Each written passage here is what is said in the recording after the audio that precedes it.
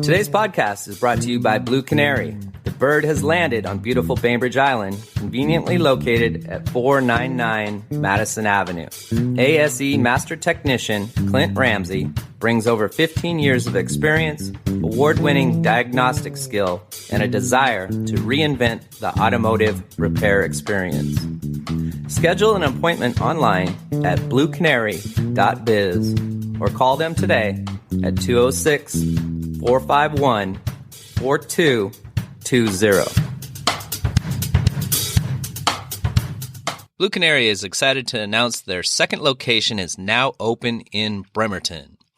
The Blue Canary Bremerton facility has undergone an extensive remodel and is now a safe and well-equipped modern repair shop. They can diagnose the most challenging issues with their master technicians and array of advanced diagnostic equipment. They are proud to provide fully comprehensive services from routine maintenance and engine repair to tires, suspension, and air conditioning. Blue Canary has you covered.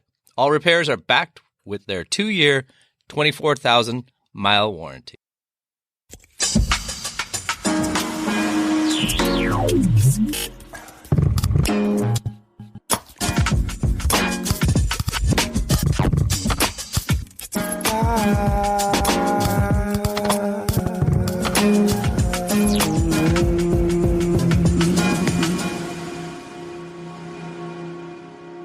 Hey, today's podcast is also brought to you by my favorite morning drink, Mud Water.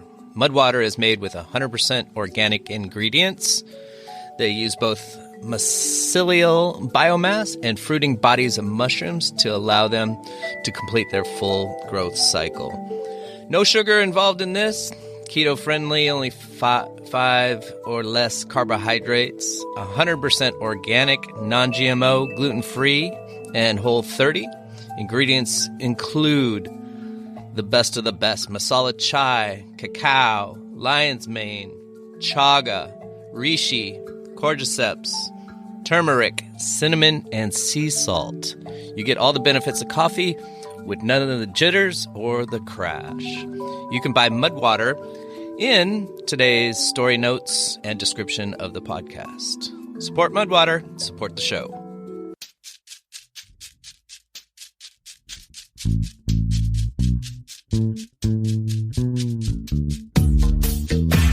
I got something for your mind, body, and soul.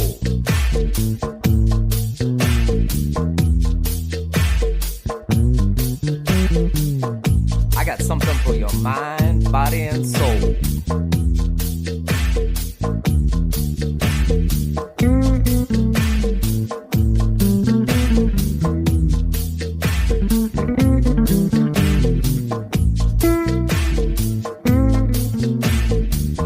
Found the BISTANDER Podcast. Now here's your host with the most, Tiny Tim.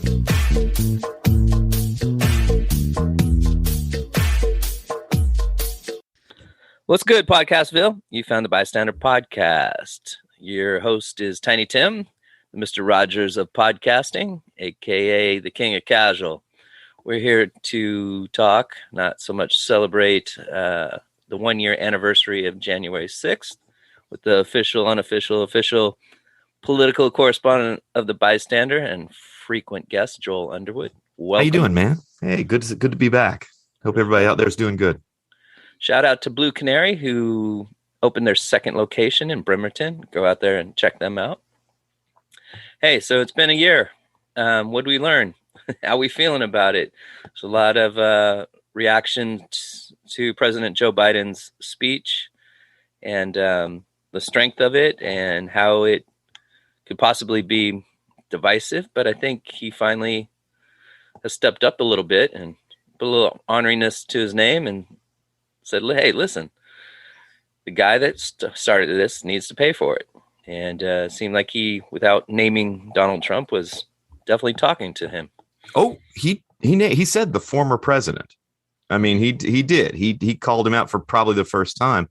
I don't have a lot of patience with people like Lindsey Graham did yesterday afterwards, and some of the others came out and said, "Oh, it was so divisive. Oh, it was divisive. It was divisive." Hey, look, nothing he said it's a little bit broken recordy, right? Nothing he said is going to convince any of the people who believed that the election was stolen, that those people who stormed the Capitol were patriots. Anybody who believes that, nothing he said yesterday is going to change their mind, because they're dug in. Look, if you haven't read it yet, it's in a few different places. It's in the Atlantic. It's in Slate. He's published his own paper. His name, he's a guy. His name's Robert Pape, and he is a sociologist at the University of Chicago. And he, for the last 15, 20 years, has been studying domestic terrorism, and specifically domestic violence terrorism. And when January 6th happened last year, he mobilized his machine, right? He got his grad students and his researchers ready. And as these indictments came down, because when you get indicted, your paperwork becomes a matter of public record. Anybody can look at it if they request. He started feeding the paperwork into this database, trying to figure out who were these rioters, who were these people who came to the Capitol, and who were these people who stormed. And now we're up to what, like 700. Yep. Of these indictments of these papers. So he has a pretty good sample size here. And what he has found out, he's published his results, and what he's found out is pretty amazing. Number one, these were not Proud Boys. These were not neo-Nazis, right? There were some sprinkled in, but for the most part, these people were frighteningly mainstream. 52% of them owned businesses. About the same percentage of them had college degrees as the majority of the American population. About the same of the percentage of them had former military service as the average American population. Okay, these were mainstream folks. All right, these were not militia groups that came looking for trouble. Next thing, he found out that the vast majority of them had taken some degree of financial hit in the last 6 to 8 weeks before January 6th. There was, if you dig back far enough, there was a lost. Didn't take a hit, right? Well, right, yeah. I mean, there was a lost job, there was a lost house, there was a business that closed, there was the death of a loved one who was a salary bringer into the home. There was some sort of financial hardship, and then here's the big one. He wanted to figure out where they were from. And he didn't go to states. He went all the way down to county. He made a database of what counties they were from. Overwhelmingly, across the board, these people, you would think they would be from Trump land, right? You would think they would be from red state, rural. No, just the opposite. Overwhelmingly, they were from blue counties. They were from counties that Joe Biden had actually won in the 2020 election. And they were from counties that the white population over the last 10 years had massively declined, and the Latino, Black, Asian population had massively increased. These were people who believed in great replacement theory. These were replacement theorists, okay? And people who it's a thing out there that sociologists talk about, that there are people who believe that this is a conspiracy, that there is an actual concerted, organized plan out there to replace white people as the majority population of the United States, and to replace them with African American, Asian, like that. That's a thing. Okay. And remember, by the way, let us go all the way back. Isn't it fascinating that the two great events that bookend the Trump years, on the back end, it's January 6th. On the front end, Charlottesville. Right? Remember Charlottesville? There are fine people on both sides. That whole thing. What were they chanting as they came out of the cornfield holding their tiki torches? You will not replace us. Okay, replacement theory is out there and it's real. So here's the thing. We can sort of take Trump supporter people into kind of three tiers, three categories. The first tier, which is probably somewhere between a third and a half of Americans, are the people who would vote for him again if he ran again. They'd vote for him again if he ran again. Okay, they don't necessarily believe crazy stuff. They'd vote for him again if they ran again. Now, subset of that, all right, somewhere just below a third of Americans, we think statistically, believe that he won the last election. They wouldn't just vote for him if he ran again. They think the election was stolen. They think that there was fraud. They are all in favor of these new election laws and things that are happening in Georgia, all that. That's that group. Then we get down to the group that's going to like start it, capital I, capital T, when it goes down, right? This is these people. We think, based on surveys and based on studies, that they are somewhere just below 10% of the population. They're somewhere between 20 to 30 million Americans. And these are the people who not only answer when you ask, do you believe Joe Biden is the democratically and legally elected president of this country? They answer no. Then when asked, and do you believe force should be used? And sometimes the question is asked as military force to replace Donald Trump as the president of this country. They answer yes. They're the hardcore. Okay. So when you ask them, says Pape, when you get them together and you ask them what theories kind of unite them, it's not QAnon. QAnon's in there, but it's not all of them. It's not Proud Boys. It's not militia. It's not. And they asked, do you believe Jesus was the Son of God and will return during your lifetime? It's not. It's in there. That's in there, but it's not everybody. When you start talking about great replacement theory, it's all of them. That is the tie that binds. That is the uniter. It's racial. They really honestly believe that that's what's going to come down. So I'm not saying that we should be scared of these people, but we do have to really wake up and recognize that that sentiment is out there. It's real, and it's motivating the people who are going to be first in line when the match gets lit. I don't know. I'm gonna stay cautiously optimistic, but also a little scared in the back of my mind. That's fair. That's a good way to be, man. Yeah, I tell my kid all the time, keep your head on a swivel. That's right. Right. And so what was some of the highlights you thought of the speech where Biden actually bit back and showed some strength? Of Biden's speech yesterday, it's interesting.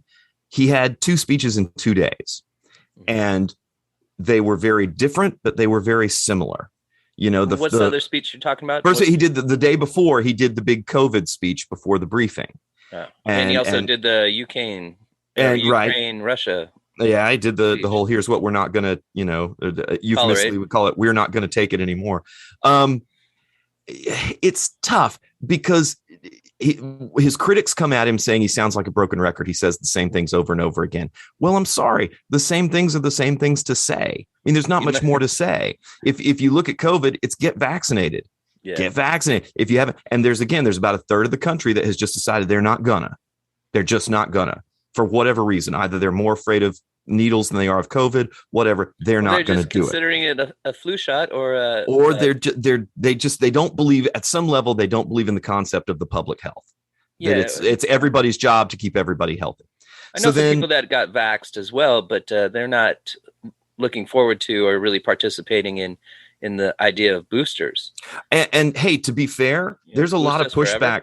That's the thing is the WHO is saying, hey, America, hey, developed world, it's kind of immoral that you guys are moving into the booster phase when the rest of the world is having trouble getting shot number 1 in arms. That's where we should be focusing. We're not going to boost our way out of this pandemic. And even the guy who founded, I want to say is it AstraZeneca over in England, whatever. He said, listen, we're not going to boost the whole human race every 6 months. Like this, that is not sustainable. So we're going to have to get to that herd immunity.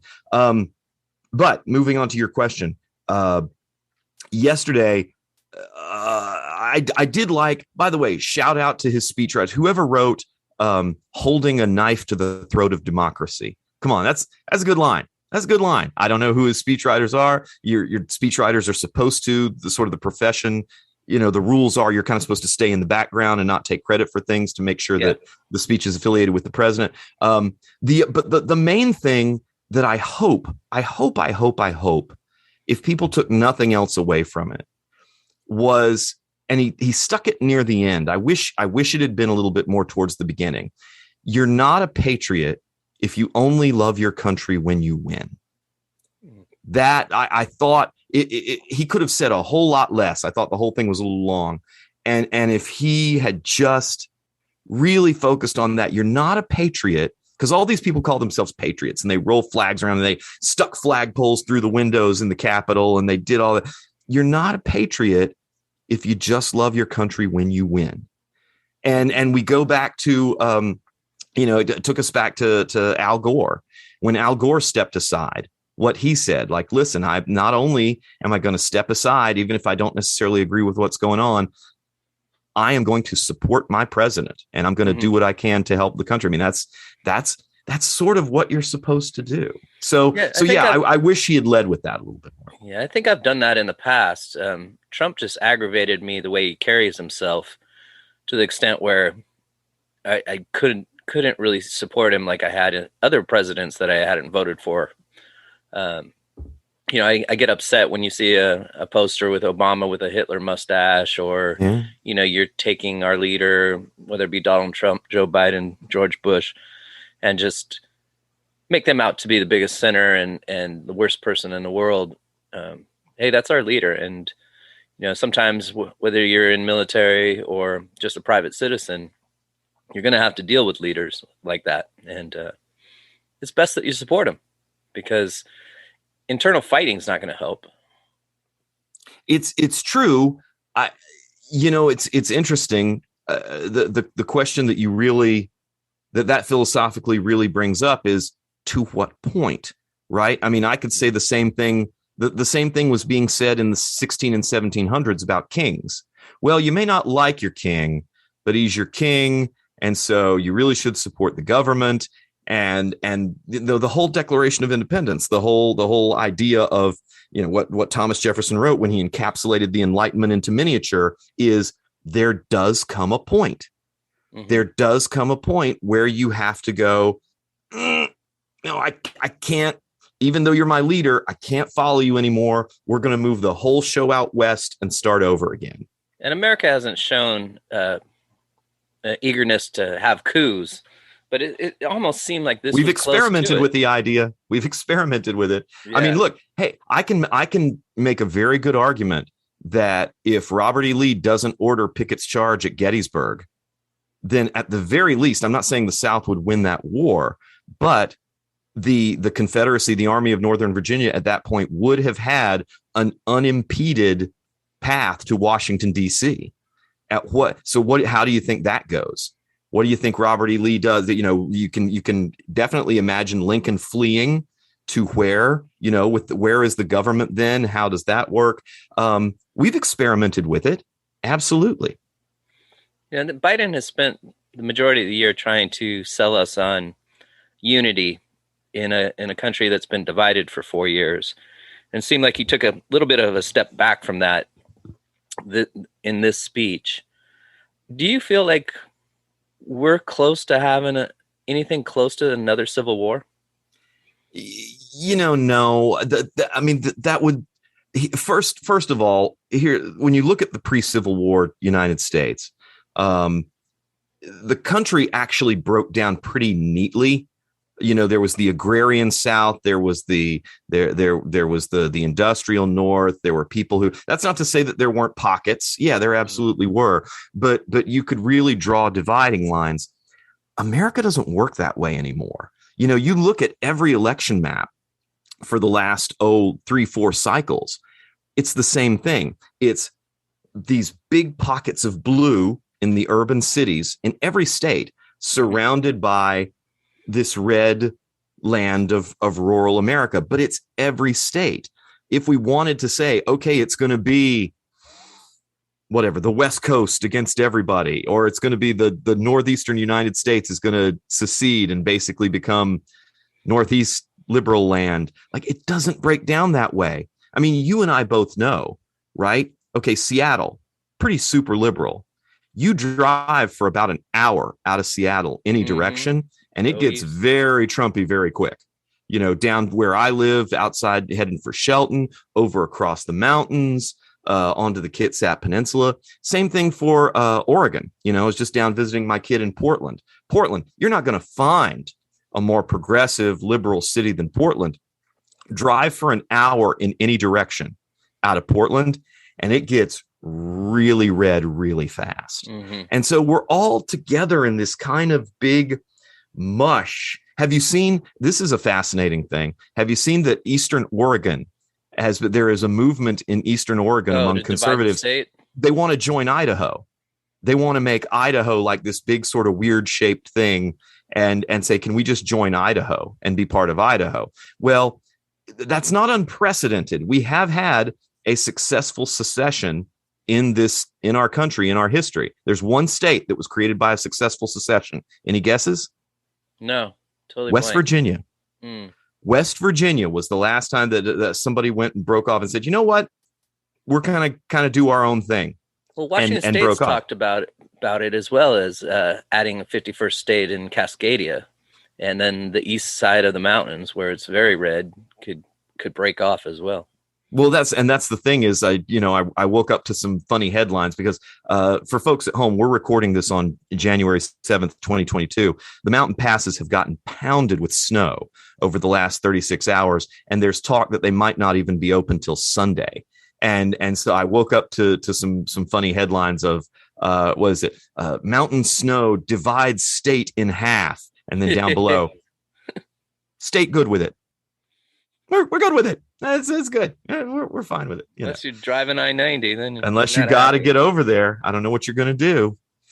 But yeah, no, we live in a very split world. So it just doesn't. When people say, "Oh, we're getting close to a civil war," "Oh, we're getting got," how would it work? I mean, it just doesn't break down. You get a musket neatly. and then you pack it. I know there's an ammo shortage. We're all mushed together now. We're all in each other's laps. It's not the same. So, in the history of speeches, do you feel this ranks with any strong importance? Oh, is it? Is it an Obama on race speech? Is it an Obama the 2004 convention? No. Everybody's dug in, man. Everybody's dug in. Everybody believes what they believe. And the great part about any good conspiracy theory is it's self-sealing. If you don't believe it, when I tell it to you, you must be part of the conspiracy. Of course, when Joe Biden comes on TV and tells me to get vaccinated, well, of course, that's what he'd say, because, he's in the pocket of big pharma. He wants to experiment on me. Any good conspiracy is self-sealing. It keeps you from hearing anything that's going on. And so, no, you're not going to. There's only one way to change people's minds. Okay, there's only one, and it's to make their lives better. That's it. We had these people. Look, we had these people after World War II, right? In Germany, these people who had really bought into Hitler. And they didn't accept that the war was over, and they ran up into the mountains with a whole bunch of guns and formed these tribes. The military intelligence called them werewolves, the werewolf movement. And they went up and they wouldn't accept that the war was over, and they wouldn't come down, and they were terrorizing villages, and bad things were happening. Well, what the U.S. military figured out when they came in with the Marshall Plan is you can't send soldiers up there because they'll just start shooting at each other, and they know the land and you don't, and it's going to be this bloodbath. They figured out the only way you can do it is go down into the city below, because most of them didn't run very far, and make it better. Like, get the factories up and working and reopen again. Fix those housing developments that got bombed back to the Stone Age by Allied bombing. Get the water systems up and running and purified. Germany had horrible water post World War II. Get all that running. And then once you've done that, and only once you've done that, send people that they trust up into the hills and go, hey, got a job for you. Now we're reopening, the factory, the Volkswagen factory, and we need jobs. We need people. Hey, that housing development is up and running and the houses are brand new. You got to come back. Hey, the water, remember how shitty the water was? Oh, the water's great now. You got to come back down. And when you actually demonstrated to people, not just told them, because they'll say you're lying, when you actually show people that this future that they fear is actually their lives are going to get better, that's the only thing. That's the only thing. Mm-hmm. So we're going to have to go into, we're going to have to go into West Virginia and show these 80,000 coal miners that their lives are going to get better when they start working in the renewable industry as opposed to going down the hole. We're going to have to do that stuff. And it sucks because it's expensive, but you're going to have to do it first because they don't believe you. Right. And I think the definition of, a good deal is both sides win. It's a win-win proposition. Sure. And sure. I think we have to do that to not necessarily convert, but to work together. Yeah, I'm not gonna I'm not going to trade Russell Wilson for Daniel Jones straight up. But if you give me, Derek Carr, okay, we can talk about that because that's potentially a win-win. I'm not going to get fleeced for one first-round draft pick off Russell. Who's this Russell guy you speak of? I thought our quarterback was Geno. Oh God, have they made a decision for Sunday? Have they said Geno's going to start? No, I don't. I don't know. I wouldn't be surprised. All Russell can do is get hurt, and then you can't trade him. Yeah, so I wouldn't be surprised if they went with Geno. I don't know. I hope Bobby doesn't play, and I hope they re-sign him. But we can talk Seahawks forever. We could do a whole show just on. It's going to be a fascinating offseason. Fascinating. Yes, it's going to be a good game too. The Cardinals are a good team. Explain Roger Stone and the whole Stop the Steal business that he runs with. Was it Steve O'Bannon and Bannon and is sort of the media part of that, and Stephen Miller's still in there. I mean, O'Bannon again, looks like shit. By the way, he always does, though. I mean, he's never been a cover boy. He kind of takes pride in that. So the idea is if for instance, let's take great replacement theory. If you believe that that's happening, the next question then becomes, okay, well, how is that done? How do they do it? So one of the main ways that one of the things you've got people to buy is that that this is done through elections, that the election was illegitimate, there was fraud, the election was stolen from you. And so when you get people buying that, then they will be willing to fill in the blank, go to rallies, donate money, whatever it happens to be. And so there's fact checkers. You're following a multi. But that's the point. That's what I've been saying is a great conspiracy is self-sealing. The fact checkers are in on it. I don't believe your fact checkers. I believe my fact checker. I don't believe NBC. I believe OEN and Newsmax and Pluto and the news sources. I only believe The View. I only believe The View, for God's sake. And I don't even like The View. I like to talk. Whatever. You can pick and parse where you get your information now. So that's the idea, is these guys just keep it going. They keep it rolling. They keep it going. Look, Trump's made a ton of money off this stuff. He's always had people who've been willing to send him cash. Roger Stone, these guys. And again, look who's going to jail. Look who is actually going to pay the penalty. And I'm not trying to drum up sympathy for the people who stormed the Capitol. That's not cool. They did what they did, and it was wrong. But they listened.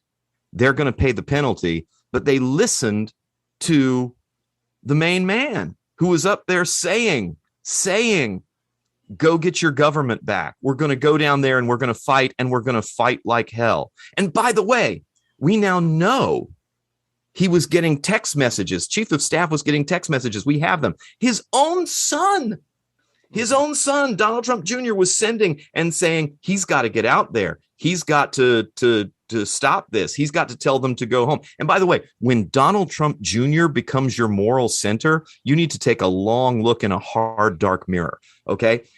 And what were we getting from the highest office in the land that started all this? Crickets. 3 hours for 187 minutes. Nothing. And by the way, when we get the different versions of this video he was supposedly going to record, and we get to see those, I'll be very interested to see where they like, okay, Mr. President, we need you to do it again, but maybe condemn it in even a little stronger language. Mr. President, could we try it again and maybe not use the words, yeah, go get them? I really want to see what these videos are.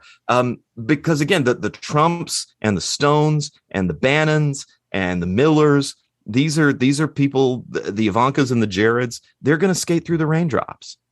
And the people down on the ground who listen to them are the ones who are going to go to jail and pay the cost. Almost everybody around him winds up in jail, including Stone and O'Bannon at times. Of course, he used his pardon, so his friends can get out. But he didn't pardon Michael Cohen. He didn't pardon Michael Cohen. And that was one of the things that he was doing with some of those pardons started about half to 2/3 of the way through his presidency. Those pardons were signals that he did. They were saying without saying, hey, stick with me, back me up. And even if you get subpoenaed, even if you get whatever, I'm here with the pardon pin. Yeah, I'm ready. And now we're in this weird phase where we have supposedly a January 6th commission in Congress. Nobody's going to listen to it, but we're in kind of that make me phase that he started. I mean, it used to be the case, even back into Watergate. You got subpoenaed before Congress. You trembled in your boots. Yeah, it's like you knew they were going to come get everything that you did. Now it's make me, make me. Hey, we've subpoenaed you. I'm not coming, but you need to come. Make me. And if you don't, well, we'll hold you in contempt of Congress. Well, what does that mean? Go to tennis prison for 18 months, come out, write my book, and make millions. And that's what it means. That's what it means. Michael Cohen kind of did that, but make me kind of forced. I feel bad for him because he went to prison and he's been in lockdown in his own house for a long time. And, he says as much. It's like, I haven't really broken a law. And the problem I have is that I identified myself with Donald Trump and I did his dirty work. And, I paid the price for it. And I was wrong to ever believe him. Yeah, but I mean, I feel the same way about Cohen that I feel about Scaramucci and some of these other folks who were with his revolving secretary of his revolving door of press secretaries, whether it's Spicer or whoever or Huckabee. You knew who you were getting into bed with. I'm sorry if you feel bad about it now. I'm sorry if it had repercussions and you had to go to tennis prison for a while. I'm sorry. You knew who you were dealing with. You weren't some babe in the woods that somebody tempted you into a van with candy. I'm sorry. You knew who you were getting into bed with. And if the price seems high now, that's, what the choices we make matter. Be interesting to find out when Roger Stone started the actual business, Stop the Steal, because if I remember correctly, he had started that before Donald Trump even got elected. Well, Stone's always done stuff like this. If you go back to, if you follow Stone back, he's been in other countries and helped other countries basically do this same thing. This is kind of a playbook that he has because he knows that when you get people fired up, they will donate. They will give you money. They will buy your T-shirts and your bumper stickers and your hats, and they will do this stuff. And again, Trump himself has made a ton of money off trying to stay in office or trying to fire people up once he's gotten out. I mean, he really did look at this as a big money-making opportunity. This money that you speak of, it's not political campaign donations either. It's private business. Well, some of it may have been, and that's the thing. If it turns out that's what some of this New York stuff is about, where he's been indicted in the in state of New York, because when you do business in a state, you open yourself up to their business laws. We may find out that some of this was campaign, and if it was, he's in big trouble. You can't run in 2024. Well, maybe you can. I don't know. He's going to break the rules. How much would you love to see a Donald Trump campaign from prison? Can you run if you're in prison? Well, some states, correct me if I'm wrong, you can't even vote if you're in prison, right? Right. Yeah. Some you can't. But can you run for office? You can't even vote.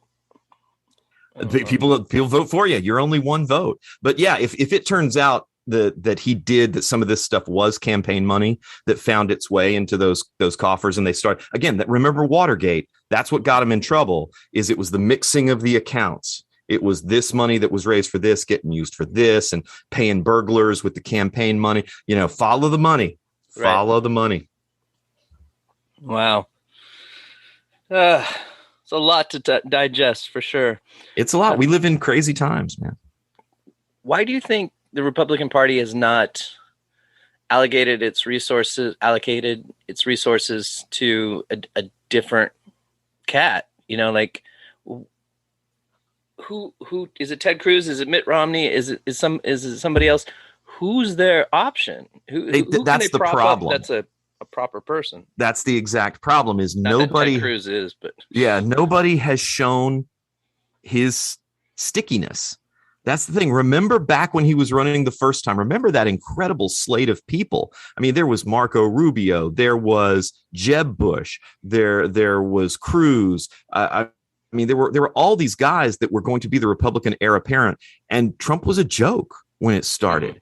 And one by one, they fell away because nobody had his appeal. Nobody was getting the response he was getting. Nobody was getting the rallies he was getting. Nobody was inspiring that fervor amongst the base that he was inspiring, and nobody really has sense. I mean, you think Lindsey Graham would have done the about? And by the way, Lindsey Graham has said the quiet part out loud. Lindsey Graham has said the Republican Party doesn't really have much of a future without Donald Trump, and that's why I flipped on him. You know, there are all these guys. We're talking about January 6th today. Look at these statements by people like Kevin McCarthy, by people like Lindsey Graham, after the days after January 6th, and then look at them in the last few weeks. Total flip around, total defense of Donald Trump, because they do the math and they see that without a figure like him, they don't see a lot of Republican elections getting won in the near future. So, I mean, again, you've always, we've sat at these microphones and you have long bemoaned the idea that there's only two parties. You wish there were more. I would argue that right now there's four. Right now, you've got mainstream Republicans, mainstream Democrats. Then you've got, on the Democratic side, you've got the AOCs, Elizabeth Warren's, Bernie Sanders's. You've got the most extreme elements of that party who see anything less than all of the shopping list and Build Back Better passing being failure. Okay. Then with the Republicans, you've got what I would argue is kind of mainstream.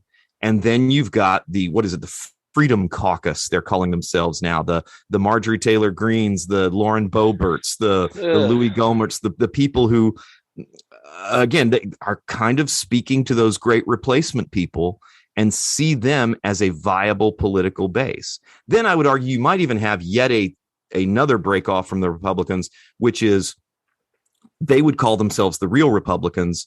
The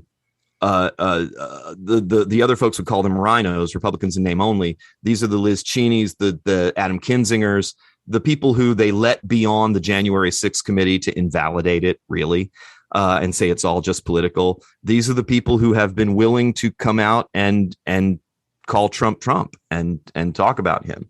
And the Republican Party really is going to have to, over these next couple of years, decide their identity. And what they think, what they think they can be. Is there a progressive party as well? Well, that's what I'm saying is that Democratic break off, the AOCs, the Elizabeth Warrens, the Bernies. Yeah, that's they would call themselves progressives. Yes. All right. Anything else new and exciting in the political world that the listeners need to hear in Podcastville? Oh my gosh. Well, I mean, there's COVID is kind of the ball game right now. Obviously, every government in the world is going to kind of be judged on how it handled this and what it did with this. Look, if you talk to your British friends, and you and I share some on the island, actually, as part of our Aston Villa fanship. By the way, the Aston Villa Tavern is now open. I saw that. I have to check that out. Hopefully the games will stop getting postponed and we'll take a look. But unfortunately, it's a block away, so it's easily accessible for me. Wow. Not a good thing. That's temptation. That's moral hazard.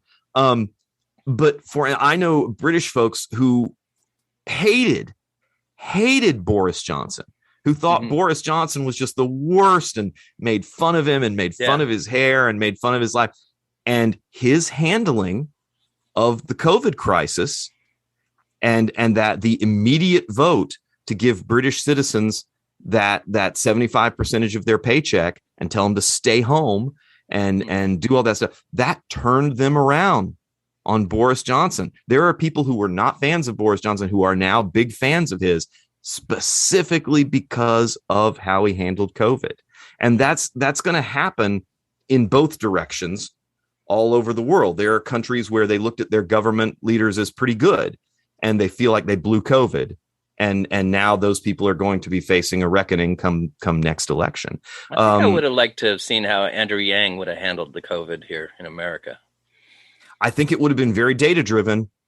Yeah. I also think that we'd have money in our pocket a lot faster. Well, yeah, I mean, we would have done that if he could have gotten that through Congress. That would have been already happening. Yeah, before the COVID hit. Yang gang. Yes, it would have been interesting to see somebody who's a little more data driven in the driver's seat. And then you compare what we did to what our neighbors to the north did in Canada, and what Trudeau and that did. So COVID is very much the ball game. It's going to be New Zealand and Japan too. They had pretty good success. Right. New Zealand locked that stuff down, and Australia also went hardcore on the lockdowns to the point that now their people have are starting to have been for a while starting to chafe under that and say, wait a minute, at some point we got to go outside.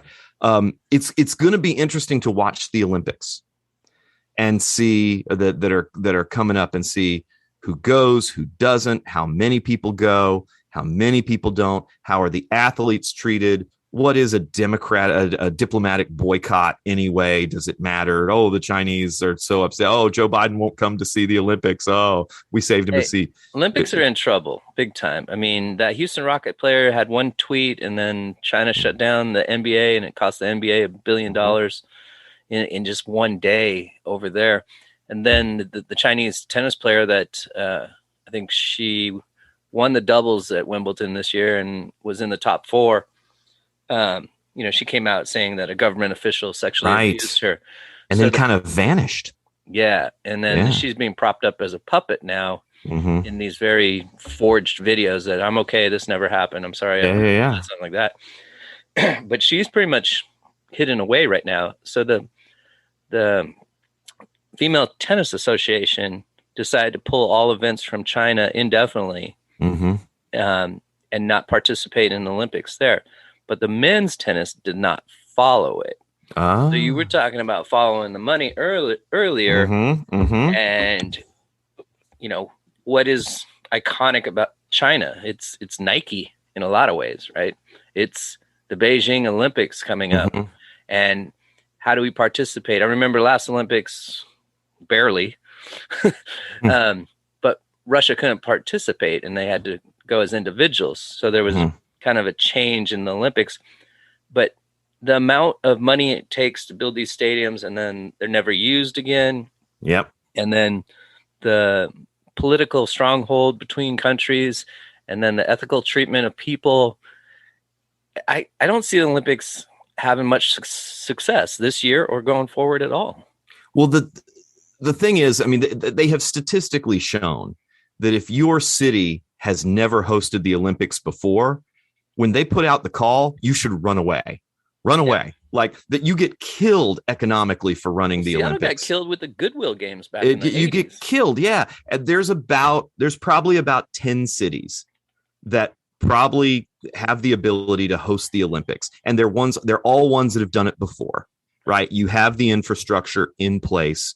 You should do it. If you're not that, you should run away. And by the way, there is a movement out there and a body of thought that we should just have them in the same place every year. There should just be, and we should make that place really nice. And you go there every year, every time you have the Olympics, you should go there, and that should be it. And it should be a fairly politically neutral place. And maybe it's back in Greece. Maybe we help the economy of Greece because they need help. And that's where it all started, supposedly. So maybe we should do it in Greece, but wherever the old model of we're going to move it around, and that model was based on the idea that sports and politics should always be divorced. Yeah, and the one thing we can sports. Right. And the one thing that we can all agree on is every few years, no matter if you're communist, capitalist, whatever, we can all come together and celebrate the awesomeness of amateur athletes on steroids. That was the idea back in the 70s. Well, that doesn't. We live in a world now where the stakes are too high.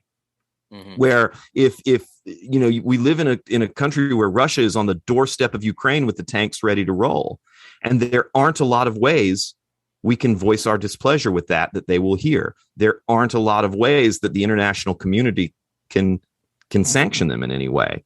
That's why it was so historical when Jesse Owens made a display in Germany, Yeah. And remember Tommy Smith on the podium Yeah. With those guys. There are politics has bled over Into a lot Olympics forever. Yeah. to the Olympics for a long time.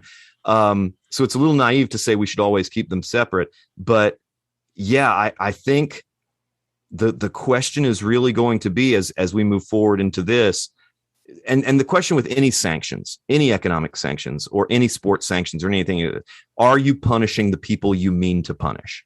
Mm-hmm. Are you punishing the governments? Are you punishing the politicians? Or are you punishing these young athletes that most of them are not going to have $1 million careers in their sports?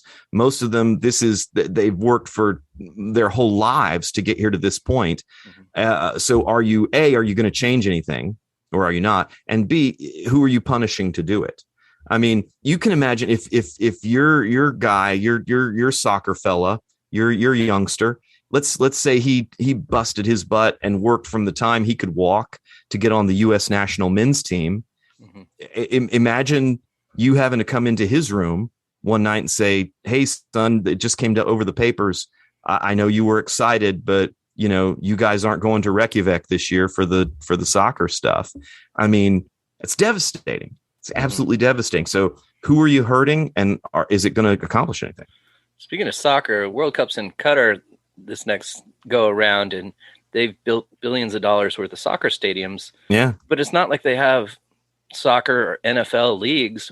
What's going to happen? And they had to put air conditioning inside the stadiums because it's 130 degrees. Yeah. I mean, those are just going to be relics. They're going to be like the original Coliseum after the World Cup, in my belief. They might, or I mean Brazil's maybe like that. Maybe Qatar. Well, and that's the cautionary tale, right? Rio was that was the train wreck. There were so many things that went wrong in Rio. It so came down to the last minute with all the infrastructure, and now everything's there, and they didn't get the economic bump. And Rio is what any city, whenever they put out the call for, hey, who wants to host the Olympics in 20 years? If you've never done it before, if you don't already have the infrastructure, look at Rio. Mm-hmm. That's what's waiting for you. And run away. Yeah, the economy wasn't stable enough back then for me to take my son or my family to Rio. Mm-hmm. But, I always had a dream to go to Brazil and watch soccer. I wanted to share that with my kid. Yeah. But then there was so much, the touristas and the killing of tourists and the just in your face robberies and stuff like that. None of that seemed to happen during the World Cup. But you see it now, those businesses around those stadiums, the grass is higher than the stadium. Wow. They're just not being used. There's nothing to put in them. And Brazil has a great soccer culture, but sure. The money's not sweet over there at all. And then, of course, we haven't said the C word. I mean, corruption in a lot of these countries make everything so much more expensive and so much worse because your local governments, your federal governments, your state, they take their slice off the top, and it's incredibly, incredibly open. And as a result, everything's harder than it's got to be. Everything takes longer than it should. Everything is right down because everybody's kind of taken their piece of the pie. Wasn't it Venezuela, the leader there that had took away the supplies that Red Cross had delivered to the people? Yeah, they were having trouble getting stuff to the people.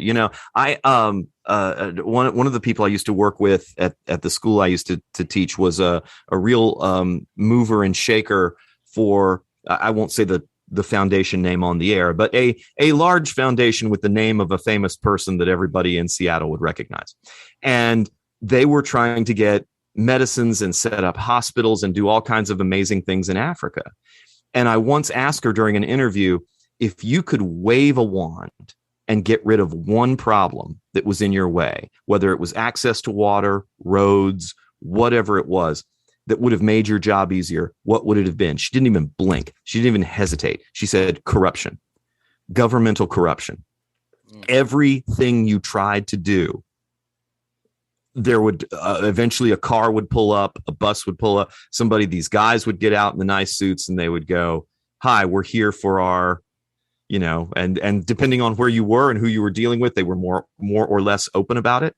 But they would say, hey, we're here for our part. And it just made everything so stinking difficult because you have to decide, she said at the very beginning, you have to sit down with your superiors, the man in charge, and you got to go, or I guess in the case of the Melinda Gates Foundation, the woman in charge, and you got to say, hey, listen, are we going to be in this particular project, are we going to do the bribe thing that'll get stuff done? Or are we do we let it be known we are a non-bribe organization?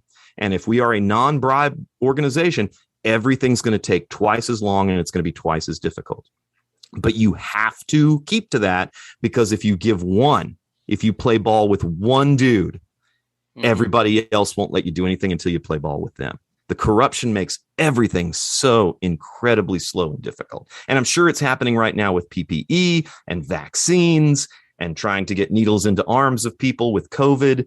The corruption in some of these places just is this massive roadblock. Moderna never made a profit until this year. Yeah. Think about that. Yeah. All right, Joel. Thank you for your time today. Hey, buddy. No problem. Talking to you, listening to you. Don't do it enough. Got any music gigs coming up?